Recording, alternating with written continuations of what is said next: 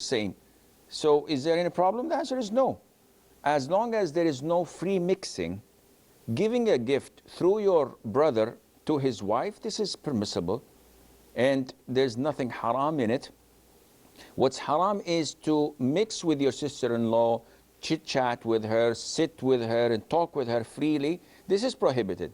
But to give her a gift through her husband, meaning giving her husband a gift for your wife, there is nothing wrong in that, insha'Allah azza wa jal.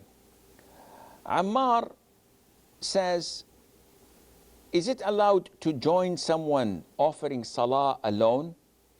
If it is allowed, then there are many cases like, what if he is offering 4 rak'ah and I join with the intention of Maghrib salah? Or if a person offering with someone joins him for Isha salat, etc. Basically speaking, the ruling on joining someone for voluntary or fard prayer, while this person who is already praying alone, this is permissible. Some schools of thought say, no, it is not permissible. If an individual is praying, he intended to pray alone. So now when you join him, his intention from praying alone changes into praying in congregation. And such a change of intention affects the salah negatively, and hence this is not permissible. This is what some scholars say, and this is wrong. Now, whenever we come to a question or an issue of dispute, as Muslims, the basic thing to do is to go back to the reference. When you have a problem with your device, when you have a problem with your machine or engine, you go back to the manual, and the manual tells you what to do. So as Muslims, we have to go back to the main sources of Islam, the Quran and the Sunnah. So to answer a dilemma such as this, we refer to the hadith of the Prophet ﷺ, which was narrated by Abdullah ibn Abbas, may Allah be pleased with him and with his father. He says that I spent the night at the Prophet's house ﷺ with my aunt Maymuna, who is the aunt of Abdullah ibn Abbas, Khalid ibn Walid, and others. So she's the mother of the believers, the wife of the Prophet ﷺ. He said, I spent the night at my aunt's house when the Prophet was there, and I pretended to go to sleep. And I was watching the Prophet ﷺ as he fell in deep sleep. Then he woke up and he recited the last 10 ayahs of Surah Al-Imran in other narrations, and then he ﷺ made wudu and started to pray. So I stood up next to him to his left, and I joined him. So the Prophet started alone, and now Abdullah ibn Abbas joined him. The Prophet pulled me and made me stand to his right and continued to pray. From this, we learn that it is permissible for a person to join someone else even if their intention is different. Whether the Imam is praying voluntary prayers or fard prayers, this is beside the point. You can join without any problem. Now, if you join with the intention of Maghrib while the Imam is praying 2 rak'ahs, you have no problem. When he finishes the prayer, you stand up and finish your third. But if he's already praying 4 rak'ahs, like in the case of Isha, in this case, what you have to do is when the Imam finishes the 3rd rak'ah and stands up for his 4th, you remain sitting down in the tashahhud position until the Imam finishes his 4th rak'ah, prostrates, sits for his tashahhud, offers salam, then you offer salam with your Imam. We have Safa from Qatar. Assalamu alaikum, Sheikh. Salamullah. I have 2 questions. Yes. My first question is, can a woman wear niqab while praying in public when there are non-mahrams around? Okay. And the second question is, I have read the hadith in which the Prophet ﷺ said, there are 3 to whom Allah will not speak on the day of resurrection, and He will not look at them or praise them, and they will have a painful torment. The first one is the one who lets his garment hang below his ankles. The second one is the one who reminds others of its favors. And the last one is the one who disposes of his goods by swearing a false oath. My question is, in the first case, does this include men and both women, or it's just for men? Okay. I will answer your question, inshallah, sir. Okay, Jazakallah khair. وجزاكم. Muhammad from Saudi Arabia. السلام عليكم. وعليكم السلام ورحمة الله. حياكم صباح الخير. حياك الله أخي. كيف حالك شيخ؟ حياك الله. الله. Sheikh, there is one family who consists of two brothers, two sisters. Elder sister got married, settled. Second is the eldest brother, and the third is the sister. So she got married, and recently her husband expired. So they are afraid that she is afraid that nobody is to take care because she is alone, no kids, nothing. So is it the responsibility of her elder brother to take care of her, irrespective of any consequences? And my second question is, a friend of mine, his wife is very much afraid of traveling to Mecca or Medina. They are living in Saudi. So what is the ruling for this? I mean, why is afraid? They have already performed Hajj and all that, you know. So I don't know, every time when we ask, my friend asks to his wife to accompany her to Mecca or Medina. So no, you go. So it's happening from a long time. Okay. So these are the two questions. Okay, I will answer you, inshallah. I appreciate it. Thank you very much. حياك الله أخي. Sister Safa from Qatar asked a question saying, what is the ruling on women praying, wearing the niqab, where they are in public and there are non-mahram men around them? The answer is, this is mandatory. If we say that covering the face of a woman is mandatory in public, in the presence of non-mahram men looking at her, in this case, if she were to pray, she has to maintain covering her face because there are men around her looking at her. But if she is in a private room or in a private place where there are no non-mahram around, it is prohibited. She has to uncover her face. Her second question was regarding the prohibition of lowering the garment below the ankles, and this is known as isbal. The Prophet ﷺ said a number of hadiths that threaten those who wear their trousers, their garments, their waist wrappers or whatever below the ankles, and the punishment is severe. Allah would not speak to them, Allah would not look at them, Allah would not purify them, and they would have strong or hard punishment and torment on the day of judgment. So she's asking, is this only for men, or is it also for women? The answer, it's only for men. Women are ordered by the Prophet ﷺ to lower their garments, even if they had to go as long as a foot underneath their feet, so that their feet would not be exposed.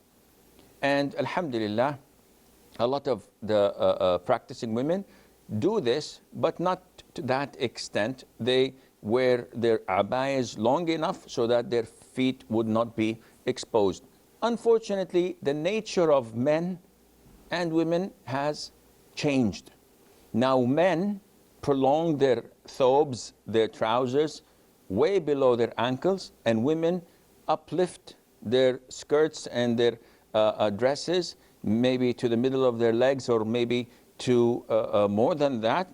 And this shows you how Satan has succeeded in drifting the people away from nature, and he has succeeded in making them disobey Allah the Almighty. Abdul Nasser from Libya. Disobey Allah the Almighty. Abdul Nasser from Libya. Sheikh, salaam alaikum. Salamullah. I have two questions, Sheikh. Yes, sir. My first question is, should in case somebody build a house and after he finished the building, he is preparing to enter the new house, he gather his brothers and the family, they slaughter a sheep, recite Quran. Is it good in Islam or not good? My He did, second question. wait, Abdul Nasser, he slaughtered the sheep Aywa. for them to come and eat from it, or he slaughtered it and did Yes. something with the blood? No. They make like they slaughter a sheep and prepare a food for the happiness that he is going to his new house. Okay, second question. And they start Quran, Khatm al-Quran, like this. They do Khatam Quran with it? Yes, to make Quran, and they gather al-ulama, make something like walima. Okay. That maybe you build your new house just to protect you from any bad evil in that house. Something like that. In Africa, they are doing this. Okay, second question. My second question about the woman,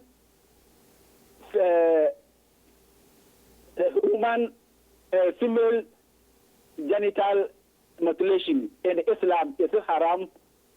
Circumcise of women. Okay. I will answer Okay. inshallah. Thank you, Sheikh. You're welcome. Hayyak Allah. So, Muhammad from Saudi Arabia, he says that a number of siblings, 2 brothers and 2 sisters, and some are married and some are not. He says one of their sister became a widow and she has no children. So now, who is obliged to support her, to provide for her? Is it the eldest brother? The answer is no. The one who is obliged to provide for her and to support her if she doesn't have money is the one who would inherit her. So let us assume that your sister died today. Who would inherit her? We know that she has no children and her father and mother are dead. So those who will inherit her are her siblings, where the brother would get twice as much as the sister. And hence, it is the responsibility of the brothers and the sisters to collaborate and to provide for their sister. And it depends on who's wealthy and who has a surplus of funds to give away. But if they are stone broke and they have nothing to pay, then they are not obliged to give her because they are supposed to spend money on themselves and their families as a priority and then go on to look for others.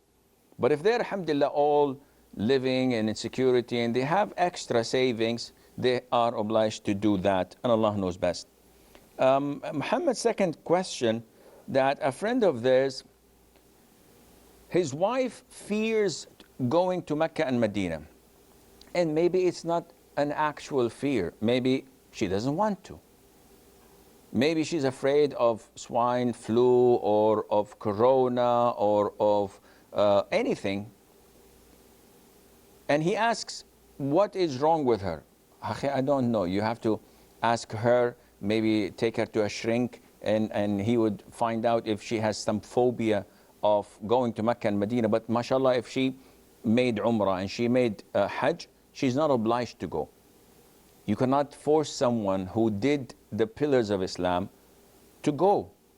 Of course, if she's living in Saudi Arabia and she has the opportunity to travel there and she doesn't, she's losing a lot of reward and she's missing a lot of good things that may revive her heart. But this is her problem. If she doesn't want to, we cannot say that she is sinful. Those living in Saudi Arabia are blessed by Allah Azza wa Jal. They are in great favor and ni'mah of Allah subhanahu wa ta'ala. The last 2 weeks, I was fortunate to spend a couple of days in Mecca and Medina. And we know that this is the month that they do all the cleaning after Hajj. So only the locals and the GCC countries are allowed to come in. Those who are expats are not allowed to come. There are no visas for Umrah at the moment. And subhanallah, Mecca and Medina, there is nobody there. You go and make tawaf, make sa'i, you pray in the masjid of the Prophet ﷺ in the second or the third row without any problem. And yet you see a lot of the Muslims, the expats and the locals, fail to appreciate this ni'mah. So if she doesn't want to go, that's her problem. She's not sinful as long as she did her Umrah and obligatory Hajj. Suhail from the Emirates. Assalamu alaikum, Sheikh. Salamatullah. Sheikh, my husband has a question. We live in Al Ain in the UAE, and he travels every day from Al Ain to Abu Dhabi, which is like 1.5 hours to 2 hours drive, and he comes back. So it's like he's driving every day 3 to 4 hours. So, like, can he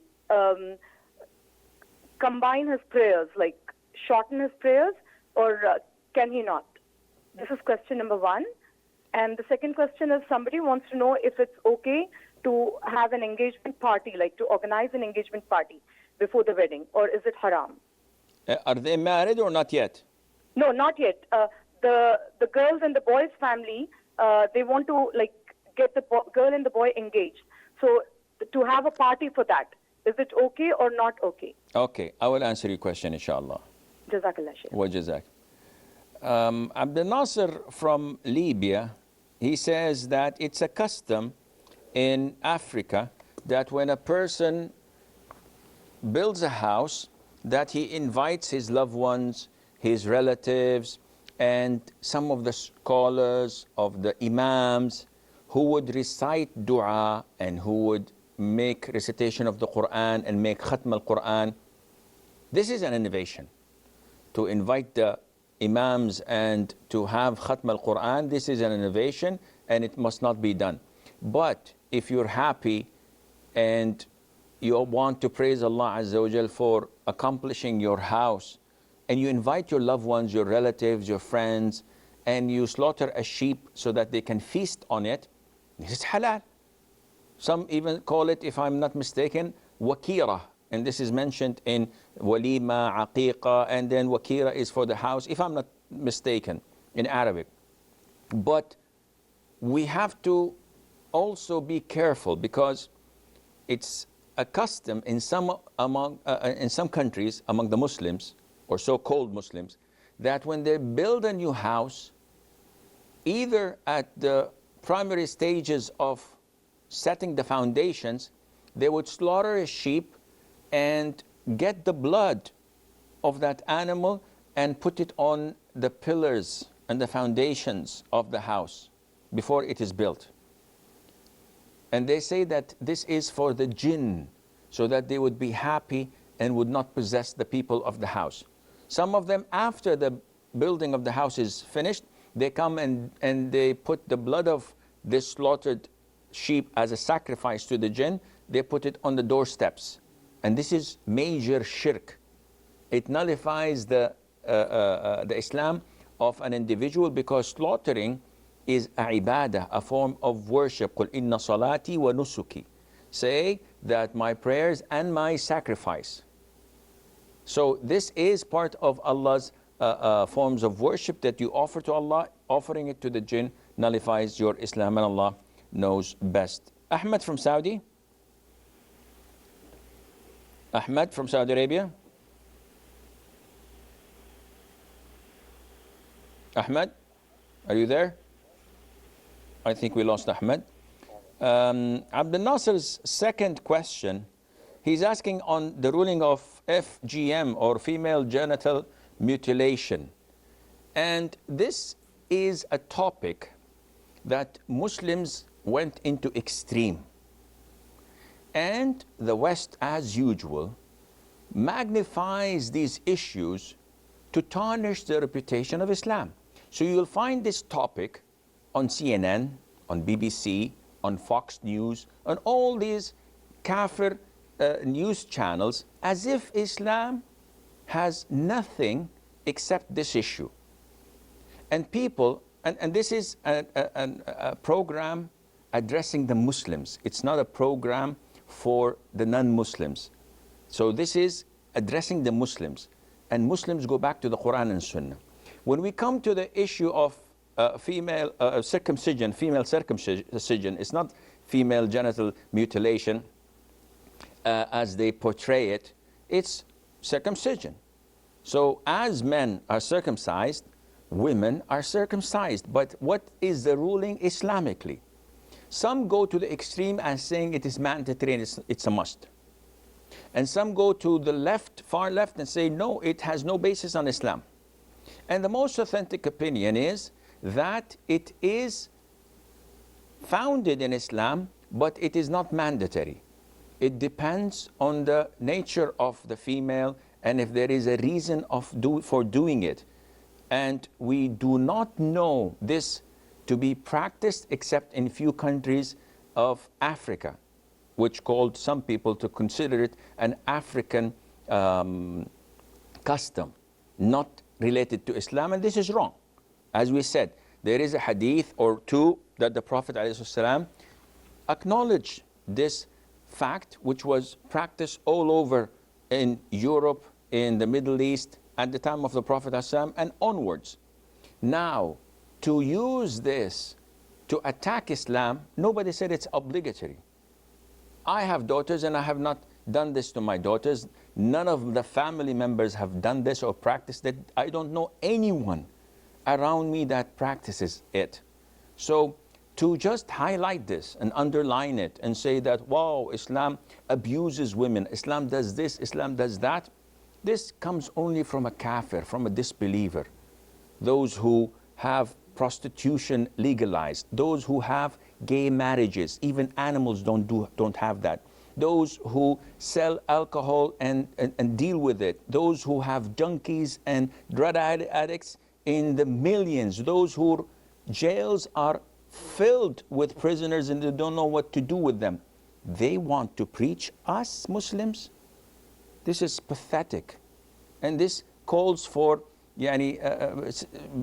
being pitiful and being sorry for the degree of degradation that they have reached, the low degree of immorality and moral conduct when they come and preach the converters. So again, this is not mandatory and it has to be practiced by a professional that would not harm the female when doing it, because if there is a slight percentage of harming the child, this has to be stopped. It has to be a professional who knows how to do it and to avoid wasting the pleasure of the child when she grows up, because this is the spot where arouses the pleasure of a woman. So if she is not a professional and she does not know how to do it professionally, it must not be done. Ahmed from Saudi Arabia.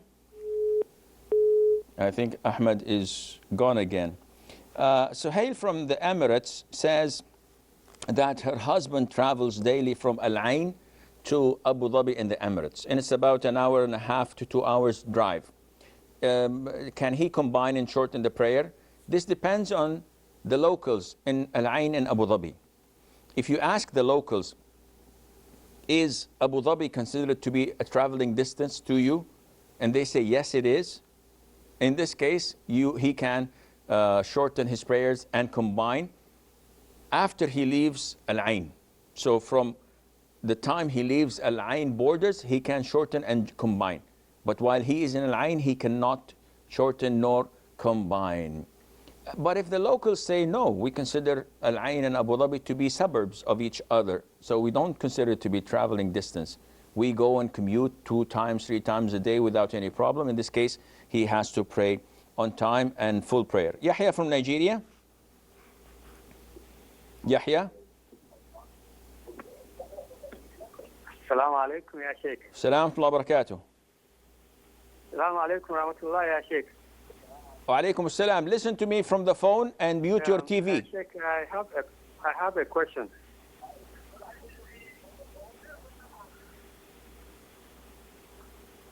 Yes, yes, Sheikh. my question is that, Sheikh, my friend just have a baby boy. Okay. Yes, and he named him Isa. Okay. And then, so he used to call him Isa Ruhullah. I said, I'm not sure whether you can call him Ruhullah, but I will ask Sheikh, inshallah. He will clarify for us. Okay. Inshallah. I will answer you, inshallah. Any more questions? Okay. We have a short break. Stay tuned. And inshallah, we'll be right back.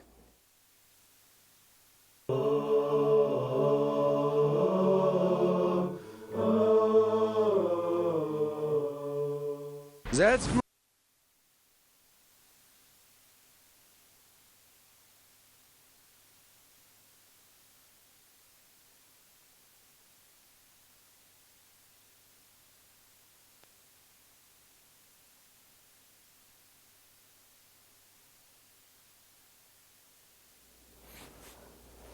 Assalamu alaikum and welcome back. That was a real quick break. But it shows you that, mashallah, from 0 to 60, we can go in like in 4 seconds, and from 60 to 0, the breaks are extraordinary. Suhail's second question was the engagement party. What's the ruling on that?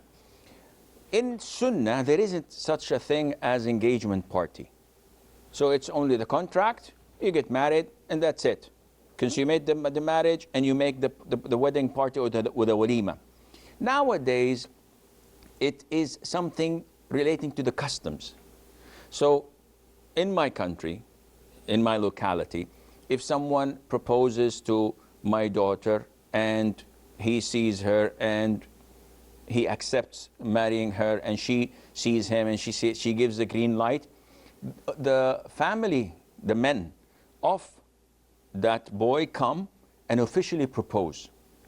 As far as the Arabian traditions, guests, when they come to you, you cannot let them go without, offering them food.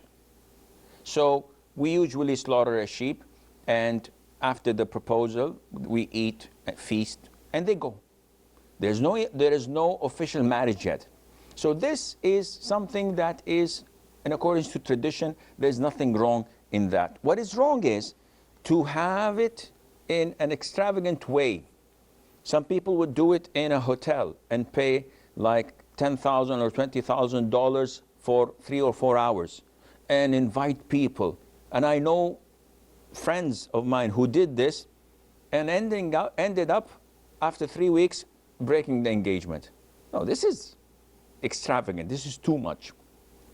Others may let the boy and girl sit together and maybe put a ring into her or make her wear a bracelet, and the boy does this to her in the presence of the family, and it might be a mixed party. This is totally prohibited.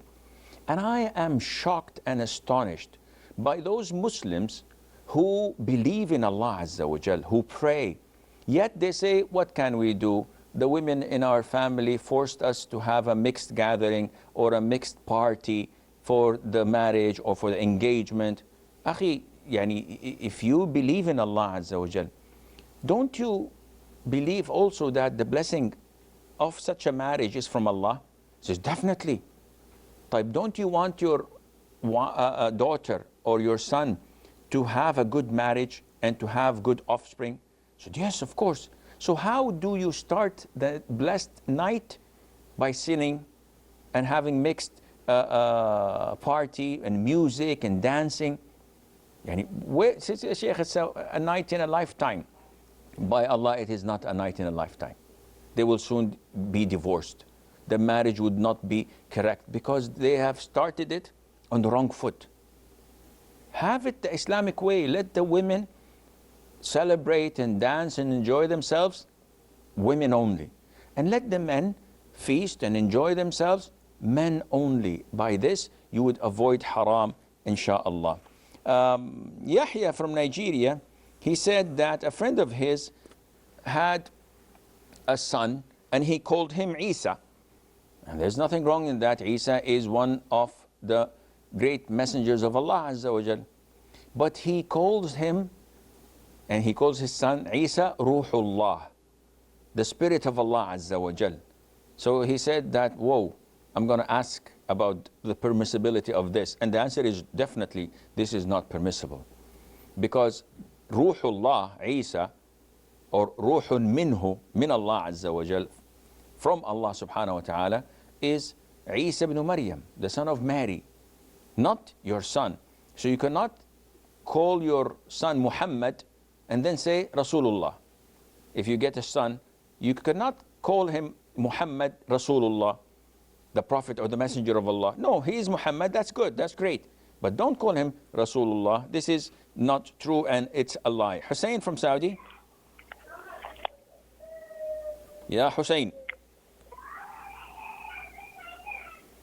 Hussein from Saudi. Assalamu alaikum. Salam rahmatullah. Sheikh, I have one question. Yes, sir. This is regarding, I want to know the Islam and politics. Is there Islam in politics? Because some Muslim countries, they are carrying some political party by the name of Islam. It is permissible. Please let me clear on it. Some parties are doing what? The political party, they are declaring they are doing for their Islamic party. They want to, Quran and Sunnah, their ideology is in Islam. So in Islam, the politics and Islam is there any politics in Islam, or it is how it is? Okay, I will answer your question, inshallah. Okay.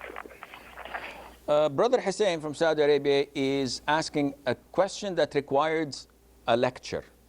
Is there anything as political Islam or not? Because we see nowadays that in some Islamic countries, they have secular parties and there are Islamic parties. So is this possible? Is it acceptable? Can they join in democratic process or not? First of all, Islam is a full package. Islam is a whole unit. It is not only to pray certain rak'ahs per day, fast Ramadan, and that is it. Leave what's to Caesar, and let bygones be bygones. No.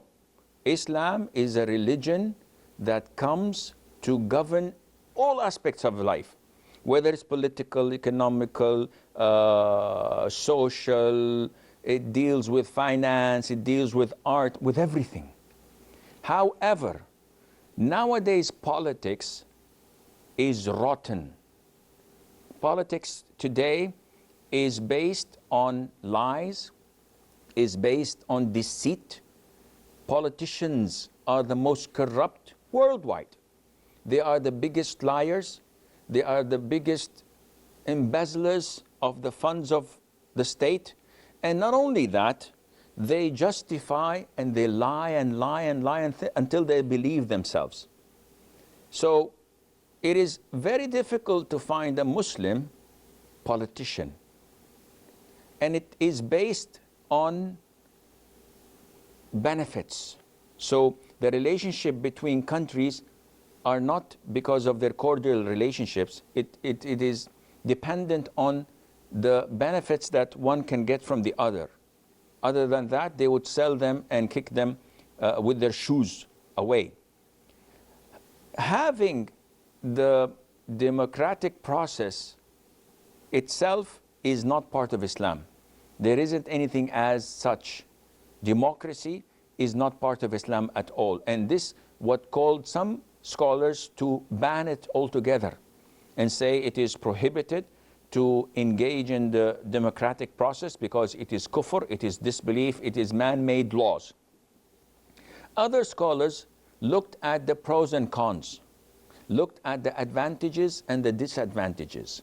And they said we have to evaluate the situation on the ground. So if we have a country and the people who deal with so-called democracy are ruling the country and the overwhelming support of the people is with them, if we leave the space and the arena for them, then they would rule and they would govern with non-Islamic beliefs and rules. But if we contribute and try to reduce the problems and to reduce the harm as much as possible, then we may help in such introduction of Islam that may, on the long run, dominate the ruling after some time. And the second, or the latter, is the most closest to the direction of the Sharia. If you stay away and watch the ship drown, you are part of it. But if you can salvage what you can by breaking the day of Ramadan that you're fasting in order to save someone, this is a must. So we condemn the democratic process and we call it not to be part of Islam, but in some cases we have to dive in and be part of it in order to give victory to Islam as much as possible and reduce the harm as much as possible. And you have Turkey as a clear example. MashaAllah, they have done wonders in 12 years and they are still on the process, MashaAllah, trying their level best. It's not perfect. No one can say it's perfect. So you start raising the flags that there is prostitution, there is alcohol. Akhi, look at the bright side and let's work with them in order to reduce this. And this goes on in other countries of the world. So are there political parties in Islam? There shouldn't be, but in the existing politics of today, they have to intervene and do something as long as, inshallah, it helps. We have Ali from Nigeria. Assalamu alaikum, Shaykh. Salam wa barakatuh. How are you? I'm fine, akhi. MashaAllah, I love you for the sake of Allah. Jazakallah khair, may Allah love you as well. What can I do for you, Ali? I have some questions there, Shaykh. Yes. First is, I'm looking for a visa to travel to the West. Okay. And unfortunately, I must have to shave my beard before they give me the visa. Am I in any way faulty? And I'm just not traveling for leisure. I'm taking my wife to the hospital. Okay. That's the first question. The second question is concerning the health insurance scheme. Concerning what? Here, health insurance. Okay. If we were told to register at our places of work, and if we did not register, we are going to lose, because they are going to be deducting from the part of our payment. Like it is mandatory for us to register, or we keep on losing. I do not know whether there is a consequence, but they gave us a directive to register. Okay. Got your question. Are we in any way faulty or not? I don't know. Any more questions? Islamically. Yes. Then the third one is concerning the niqab. Because I talked to my wife about wearing her niqab, and she said that it is not mandatory for her to be wearing niqab as long as she is covering her head and her body. If it is the face, it is not mandatory. Okay. Thank you, Ya Sheikh. You're welcome, Akhi. We have Yunus. Oh, I think Yunus is gone. Okay. Ali from Nigeria says that he has to travel to the West, and in order to obtain a visa, they order him to shave his beard. So is this legitimate reason because he wants to take his wife to hospital there? I believe that this is not permissible, because this, that is shaving the beard, is a sin. And it is not permissible for you to make such a compromise in your religion for a visa. Though I have my doubts, because I've never heard this in any of the Western embassies. When you apply, they tell you to shave your beard. Maybe they would ask you if you're applying for the military, but to shave your beard in order to obtain a visa, I've never heard this before. So I do not think that this is permissible, and you can look for other countries that would allow you to keep your beard. Yunus from Saudi. Yunus, mute your TV and listen to me from the phone, please. Assalamu alaikum, Sheikh. Salamullah. Sheikh, I have two questions. Yes. One is, can we say Assalamu alaikum to non-Muslims? Okay. And second one is, people call Ya Rasulallah, Ya Nabi Allah. Can we say Ya before Hudu Sallallahu Alaihi Wasallam name? Are they calling him? Ya Nabi Allah, Ya Rasulallah. Why do they say this? Are they calling the Rasul? Yeah, they say they visit in Medina. They say some. I heard my friends. I told them, why are you saying Ya like that? So he did. He said they say Ya Nabi Allah, Ya Rasulullah like that. Okay, I will answer your question, inshallah. Okay. We have Bashir from Nigeria. Bashir? Okay, I think we lost Bashir.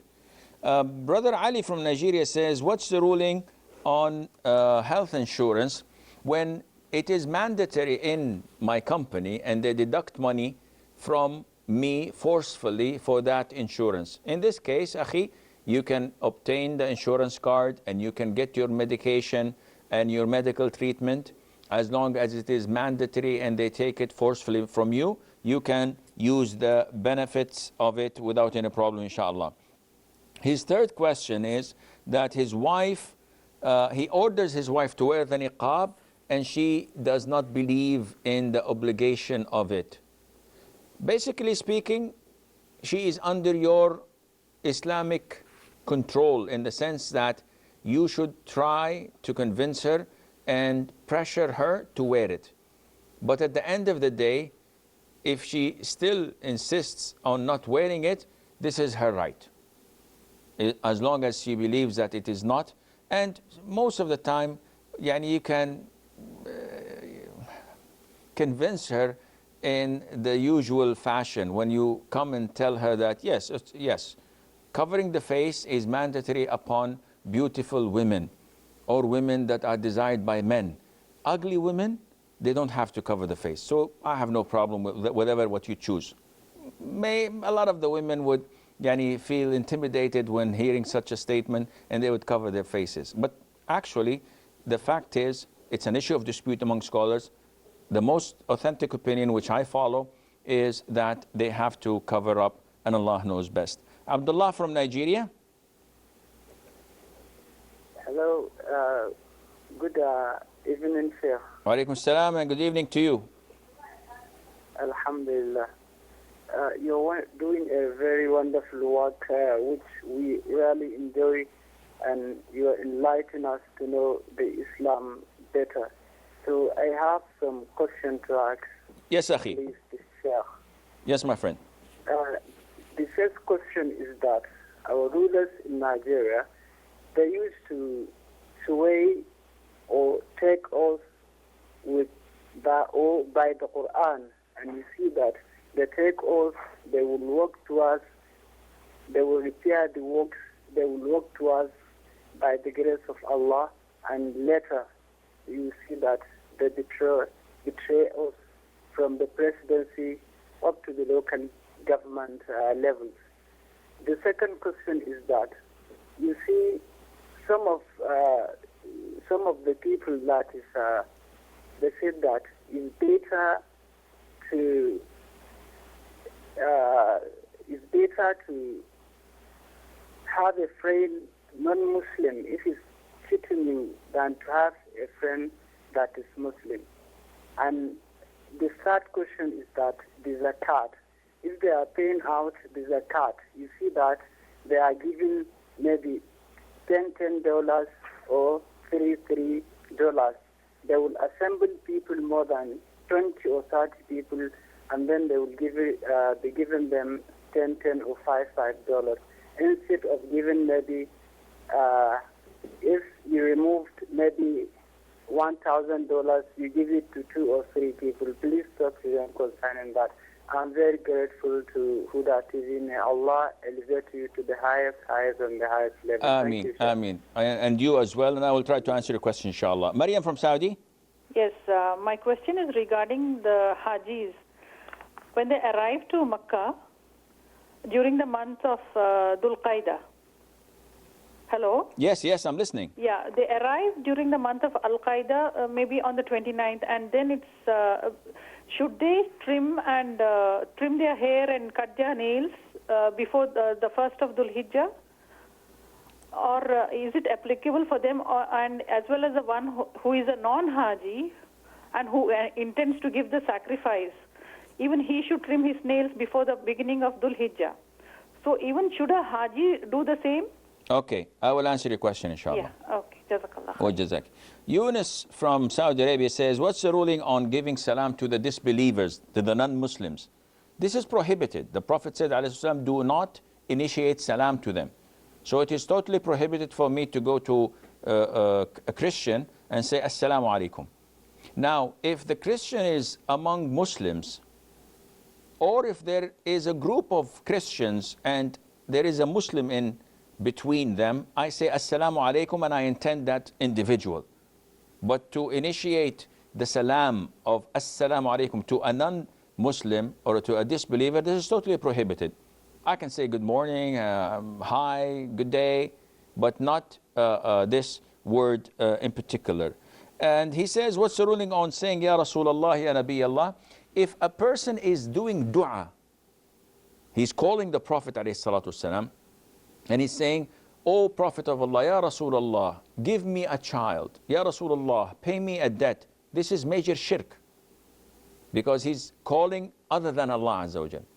But if he is using this Ya Rasulullah within the salutation, so he says, Assalamu alayka Ya Rasulullah. As we say, At-Tahiyatu lillahi was-salawatu wat-tayyibat. Assalamu alayka ya Rasulullah wa rahmatullahi wa barakatuh.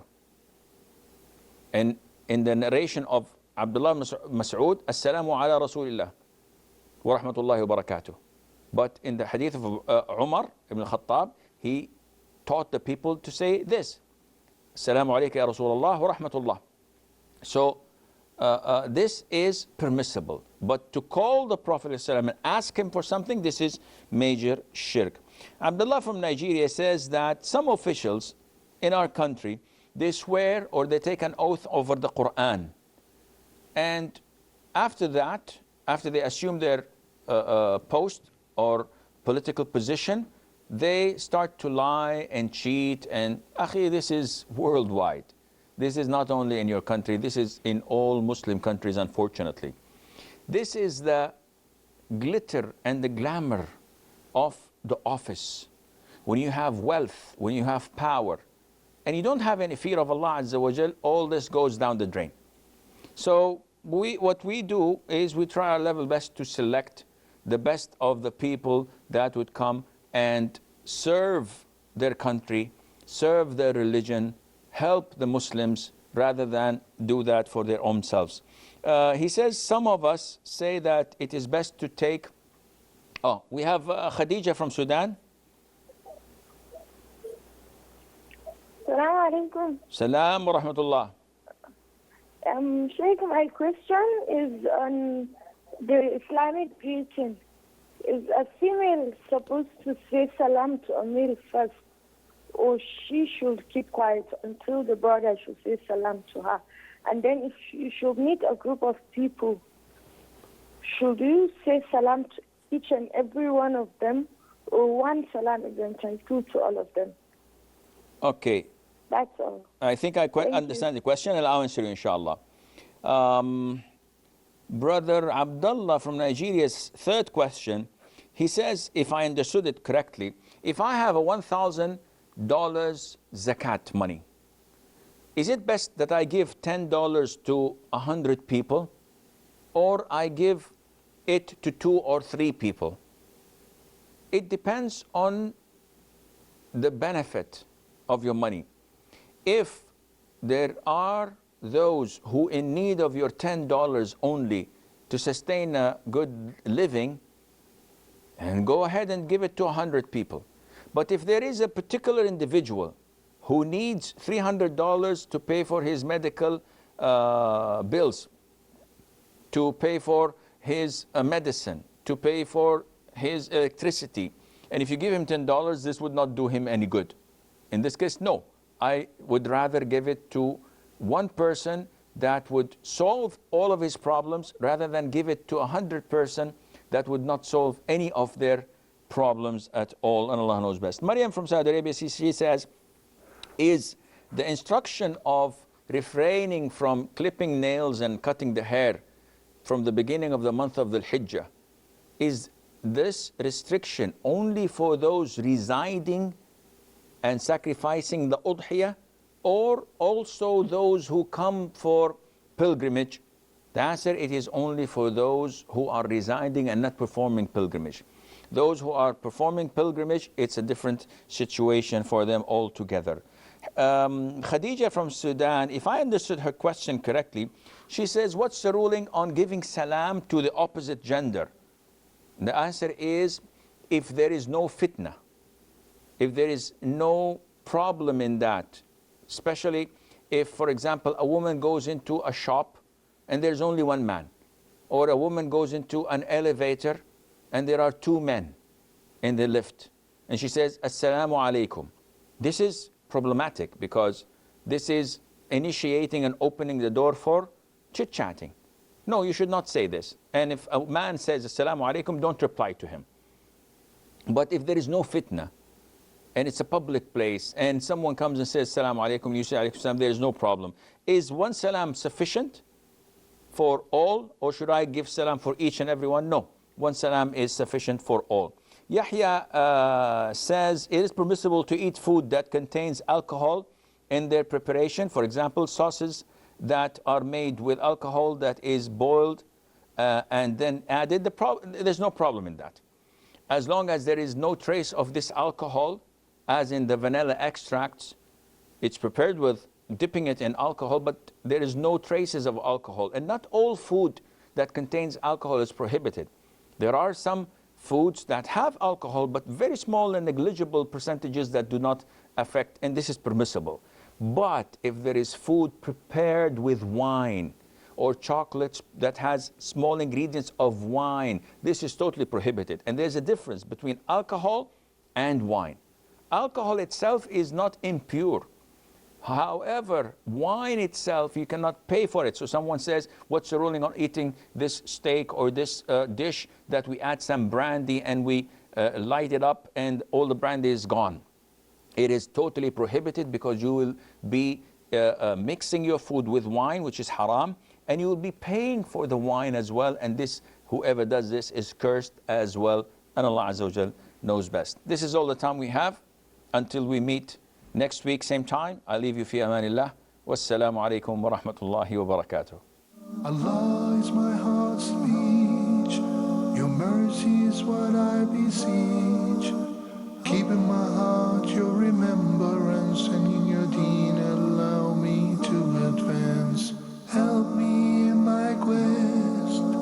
Permit me to pass the ultimate test.